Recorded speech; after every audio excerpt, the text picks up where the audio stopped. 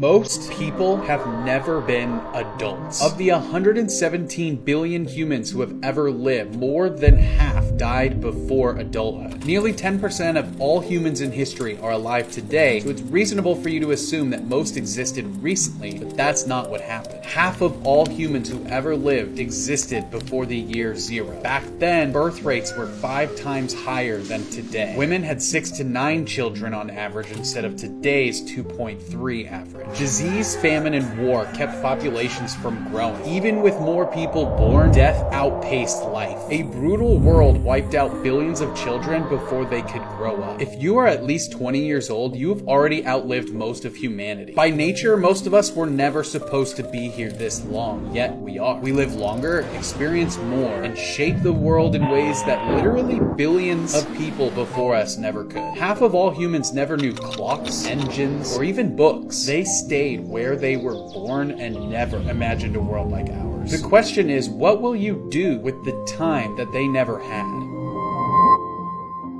This woman was buried alive by her husband. This happened in Washington when 42-year-old young Ann called police using her Apple Watch after her husband beat her and duct taped her mouth. During the 911 call, Young is heard screaming before her husband broke her Apple Watch, threw her in his van, and drove off. Video surveillance captured Che Ann driving out of the garage at the same time that police arrived to the home. Che Ann took his wife to a wooded area, stabbed her in the chest, and buried her alive in a shallow grave. She had a very hard time breathing when she was in there, but she was able to finally get out several hours later and ran to the nearest home and asked for help. It was said that their fight started because they were talking about divorce and finances. Che Ann was charged with attempted first-degree murder, domestic violence, and kidnapping.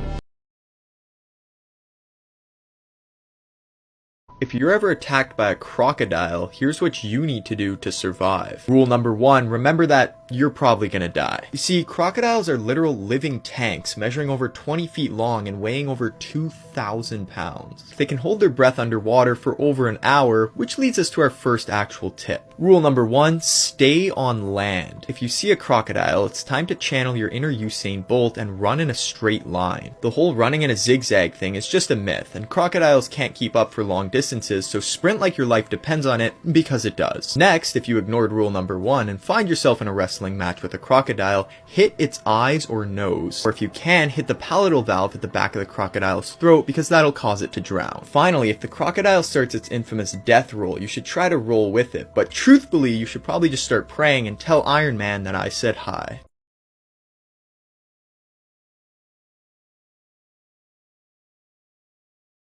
This man murdered his wife with a chainsaw, left her decapitated body in the street, and escaped America. And to this day, he's never been caught. On April 26, 2010, the police department in Lewisville, Texas received a chilling call. A mailman had called in and was frantic, and he told the dispatcher that he had just found a decapitated corpse of a woman lying in the middle of the street. The victim was Maria Corona, and just before she had been killed, she had been on the phone with one of her best friends. Allegedly, she told her friend that her husband, Jose, was out in the yard making noise with some lawn equipment. She then went outside to check on what Jose was doing, and that's when he began to attack her. Maria's husband, Jose, had been planning this murder for a while. He had prepped the chainsaws the night before, gotten all of his getaway supplies ready, so when his wife walked out of the door that morning, he was ready to kill. According to the police, Jose at the time believed that his wife had been cheating on him. So, according to authorities, he contacted a local witch doctor, or a curandera. According to authorities, this woman gave Jose little vials of perfume and herbs to place around the house to ward off bad spirits, but it's believed that this woman, who's never been identified, may have instructed Jose to kill his wife. After killing his wife and leaving her body in the street, Jose escaped in a vehicle. He then parked the vehicle at a Walmart where another unidentified person picked him up in a pickup. That pickup then brought Jose to an auto dealership. He told someone he wanted to take a car on a test drive, and then he ended up stealing the car. And he eventually crossed the border into Mexico and disappeared. To this day, this is an interesting case because this is considered a solved murder. They obviously know who did it, but Jose has completely vanished. Nobody has seen or heard from him since this event, and it is believed that he is still on the run, living his life somewhere, only God knows where. If you want to hear more true crime stories, listen to the podcast that I co-host with my wife, Courtney, Murder in America, available on all streaming platforms like Spotify and Apple Podcasts. Breaking news, 5 arrests have been made in the death of actor Matthew Perry, including 2 doctors, his assistant, and the ketamine queen. Perry revealed his decades-long struggle with addiction in his 2022 memoir, Friends, Lover, and the Big Terrible Thing, and how he was prescribed Vicodin after a jet ski accident on a film set in 1997. Eventually, Perry was taking up to 55 pills per day. In 2023, Perry was receiving ketamine infusions for anxiety and depression, but soon slipped back into his addiction and started getting it illegally as well. And that's when 2 medical doctors started providing him the drug off the record. One of the doctors that's been arrested wrote, quote, "I wonder how much this moron will pay, and let's find out." For a vial that cost them $12, they were charging Perry thousands of dollars. Perry eventually sought out a new source because of these expenses, one of them being Jasveen Sangha, known as the ketamine queen, who's also been charged in connection with another man's overdose back in 2019. On October 23rd of last year, Perry was found face down in his hot tub. He died as a result of acute effects of ketamine and drowning. Shortly after this, the defendants tried to cover up their involvement by deleting text messages and apparently forging medical records. Authorities say the ketamine queen sold the drug to Perry's assistant, Kenneth Iwamasa, who injected Perry the day he died, and the syringe was provided by Dr. P, who sold drugs to Perry in the past. 2 defendants, including Perry's assistant, have pleaded guilty to charges already, and a third has agreed to plead guilty. Dr. P and the ketamine queen could face life in prison. Fun fact, often called one of the most perfectly designed objects to ever be built, we've all sat on a monoblock chair, and it's estimated more than 1 billion of them have been made since they began production in the 1970s. The monoblock chair transcends time. Look at these photos. Tell me what year they were taken. You can't. The monoblock chair is so perfectly designed, unlike cars, TVs, or phones, it's never changed. And since its design was never patented, we aren't actually sure who designed it. Credit is usually given to Douglas Simpson as the original designer and Henry Massonette as the mass producer. Monoblock chairs are really a product of industry. As injection molding became more refined in the 1970s, monoblock chairs were able to be produced on an insane scale and at a very minimal cost. Which of these facts is the hardest to believe? If you are coughing uncontrollably, try raising your hands above your shoulders like this. Blue color attracts mosquitoes 2 times more than any other color. It is impossible to unalive yourself by holding your breath. Your voice changes when you speak to a person you like. Mickey Mouse is now 96 years old. You cannot say the letter B without your lips touching. If you look at yourself in the mirror for more than 1 minute, you will start to imagine things that are not there. When you yawn, it means you need more oxygen, not that you are sleepy. Kids today take approximately 90 seconds longer to run a mile than their parents did at the same age. 12 more. Exposing the biggest lies in American history, Part 1. You guys really expect me to believe that this fat piece of lard flopped its way to Pakistan and killed Osama bin Laden? Nice try, America.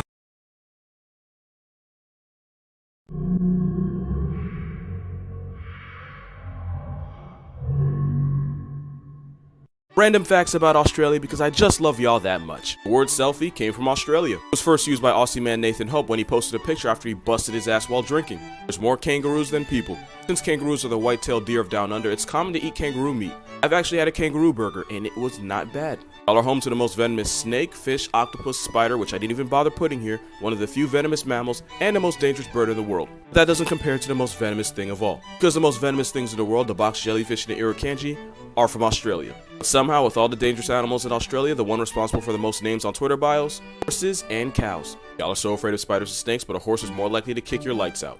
But it's not all bad. Y'all do have the happiest animal in the world, the quokka. Fun fact, really happy fact actually, they're not endangered. They're vulnerable, so they're not 100% safe, but they're definitely not going extinct. Which is great because Rottnest gets about $4 million in tourism every year, and the quokka selfie is a big reason why. Australia also has the longest fence in the world at 3,488 miles. Supposed to keep rabbits out, but I guess they forgot rabbits can dig. Did you guys hear about the 34-year-old teacher that was essaying a 13-year-old student, and it turns out that they possibly have a 5-year-old child together? I'm at the point where this stuff doesn't even surprise me anymore because it's been happening so often lately. This woman's name is Laura Karen, and she was a 5th grade teacher in Middle Township Elementary School in New Jersey. So this whole thing started when Laura became the victim's teacher in the 5th grade. Laura and the victim's mother became friends, got to know each other, and she offered to take care of her kids. The victim, who was 11 years old at the time, time was staying at Laura's house with his siblings regularly. Now, the kids went from going to Laura's house every day to then actually staying there permanently. It was said the kids did not go home anymore and they basically lived in Laura's house from 2016 to 2020. During that time, the 11-year-old was being essayed by Laura and allegedly they have a child together. Then fast forward a few years later, the victim's father saw a photo of Laura's child on Facebook and he said,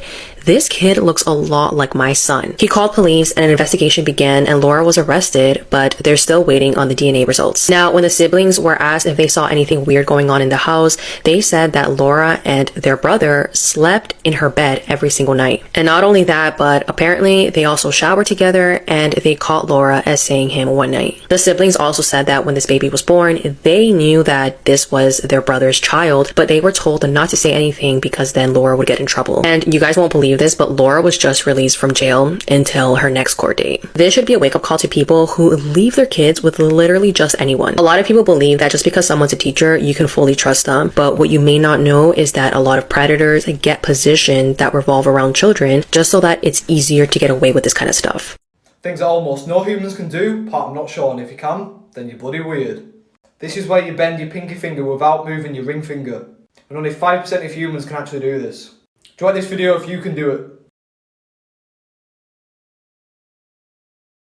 Dirty facts about history that school probably didn't teach you. Part 20. Before she married Ronald, Nancy Reagan was known around Hollywood for her oral abilities, therefore making her a certified throat goat. Queen Victoria really loved doing the deed with her husband, Prince Albert. Like, really loved doing it. To the point where it was audible through doors and walls several times daily. After the founding fathers signed the Declaration of Independence, they went frat boy mode and racked up a pretty impressive bar tab.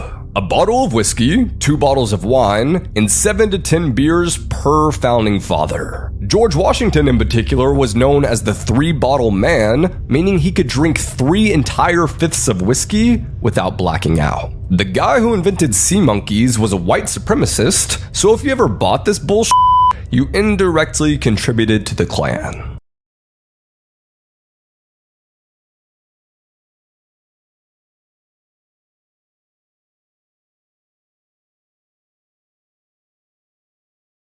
This is insane. What you are seeing is believed to be the first ever footage captured of an alive black sea devil near the surface during daylight. It was spotted on the 26th of January, just 2 kilometers off the coast of Tenerife. And because this fish usually lives as deep as 2,000 meters under the surface where there is total darkness, until now only larvae or dead specimens have been seen so close to the surface in daylight. So I don't know what kind of revolutionary, mind-blowing experience this sea devil is having right now, but he won't be going back down to tell his friends how to escape the Matrix because he's dead. He's dead.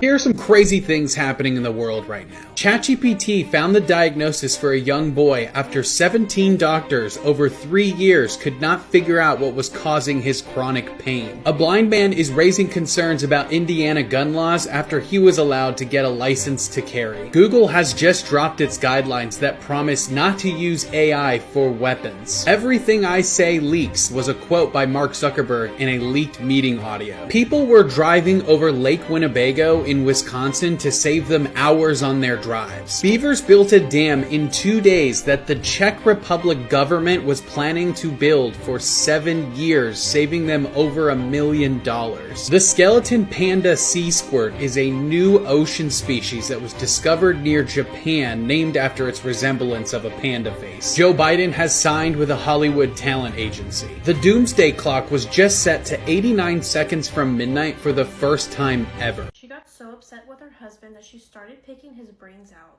Satyapal and Gayatri Devi were almost married for 20 years and lived in India with their 2 children. Their children lived with their grandmother in a different household because of the constant fights that the couple would have. Satyapal had a drinking problem, and whatever money he would make would go towards buying more alcohol for himself, and he would leave nothing for his wife. Satyapal loved eating non-vegetarian food and insisted on them eating it at their home, but Gayatri was a vegetarian. This was one of the many reasons they would always argue, and even their neighbors were familiar with how often they would argue. Even though everyone knew how often they would fight, they never thought it would end deadly. On August 8th of 2024, Satyapal had requested Gayatri to buy some chicken, but she was unable to, so he started to beat her. This triggered aggression in Gayatri, and she started chasing her husband with a brick. At this point, Satyapal was terrified, and he tried to escape, but he got hit and fell. When she hit him, he was knocked unconscious, and this was outside, so there was a group of people just witnessing all of this. Gayatri got on her husband's chest and started to hit his head repeatedly. This cracked open his skull, and she started to take out pieces of his brain. Policemen just happened to be passing by when they saw a group of people gathered and was met with a gruesome scene. Gayatri was taken into custody and the investigation has started. Her in-laws stated that she had been treated for her mental illness in the past, and her own brother stated that she dealt with violent episodes. This is the moment the 17-year-old is seen smiling after finding out that he was found not guilty for the murder of his mother. The crazy part about this entire thing is that the year prior, he also shot and took his father's life. This all happened in September 2024 when 39-year-old Catherine Griffith was found to death in her parents' home in Auburndale, Florida. Her own son, 17-year-old Colin Griffith, he told police that his mother lunged at him with a knife and then somehow she fell on the knife and lost her life. Now, a few weeks before this happened, Colin had a conversation with his grandfather, which was his mother's father, and do you want to know what he said to him? He said, I quote, "More than anything, I want to slit her throat and feel her bleed out and feel the life leave her body. That's how much I hate her." That's what he said to his grandfather. Witnesses also saw Colin and his mother arguing outside the house, and they saw him grab his mother by the hair and drag her inside the home. Now, the part that had my jaw on the floor was finding out that the year prior, Colin also and took his father's life. During the trial, this detail was not allowed in court, which means that the jury did not know that Colin also took his father's life, because I'm sure that if they knew this, the outcome would have been a lot different. It's actually terrifying that this man is just out and free, and in my opinion, he could potentially be a serial killer, and it's just a matter of time until he does this again.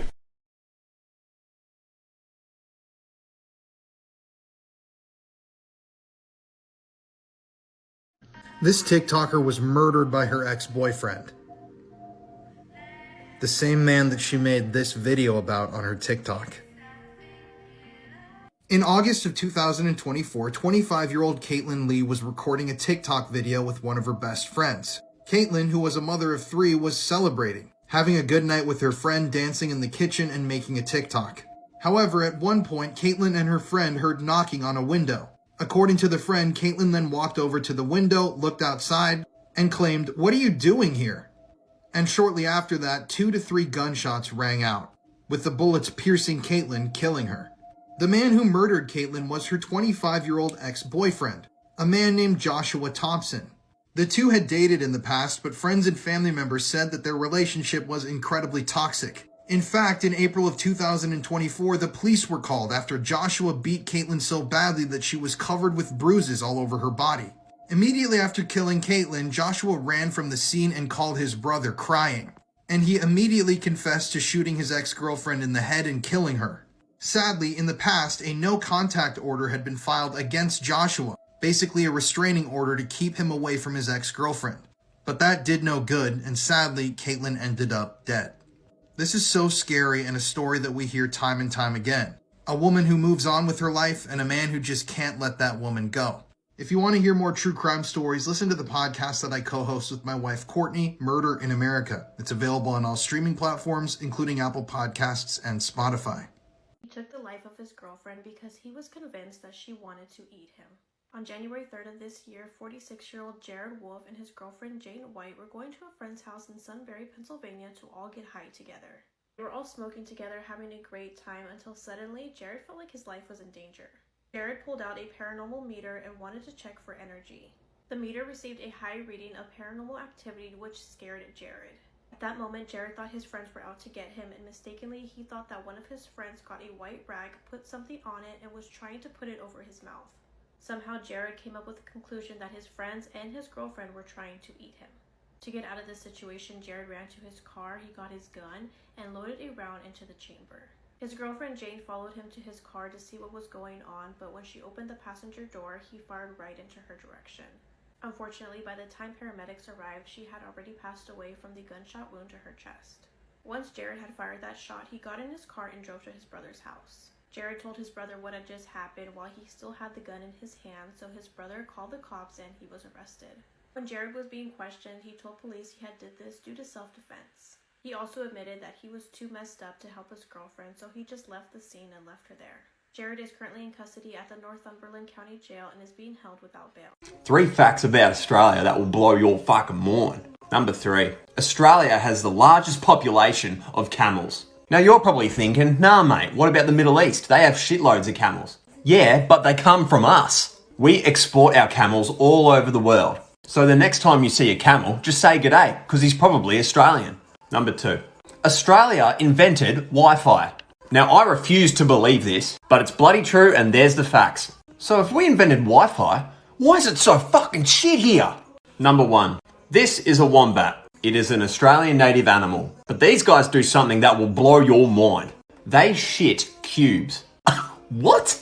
Could you imagine if your poos had edges? Lucky they're not sharp because that would hurt. So if you value your life, don't shit cubes, mate. On the morning of April 24th, 2006, an 8-year-old boy walked over to his friend's house in Medicine Hat, Canada to play. When he got there, he knocked on the door, but there was no answer, so he began peering through the windows to see if he could see anybody. And when he looked down into the basement, he saw something so grotesque and horrible that he turned around and sprinted home, where he told his mother, who then called police.